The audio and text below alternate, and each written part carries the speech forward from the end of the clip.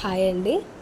మొన్న Jagan sir meeting పెట్టినప్పుడు టెండర్ల గురించి మాట్లాడితే దానికి నారాయణ గారంట ఎన్కౌంటర్ కింద టెండర్ అంటే అమరావతి అని చెప్పేసి కొన్ని మాటలు అనేది మాట్లాడారంటండి. యాక్చువల్గా ఏంటంటే అసలు నారాయణ అనే ఆయనే పెద్ద ఫ్రాడ్ చెప్పాలంటే. జనాలందరికీ కనిపిస్తుంది అది. ఎందుకు ఆయన ఏం చేస్తున్నాడు, నారాయణ అనే ఇంటర్మీడియట్ కాలేజెస్ స్కూల్స్ పెట్టేసేసేసి అక్కడి నుంచి జనాల దగ్గర నుంచి లక్షల లక్షల ఫీజులు వసూలు చేసేస్తున్నారనమాట. ఒక గవర్నమెంట్ పొజిషన్లో ఉన్నప్పుడు గవర్నమెంట్కి ఏం చేయాలి, ఫ్రీ ఎడ్యుకేషన్ని ప్రొవైడ్ చేయాలి.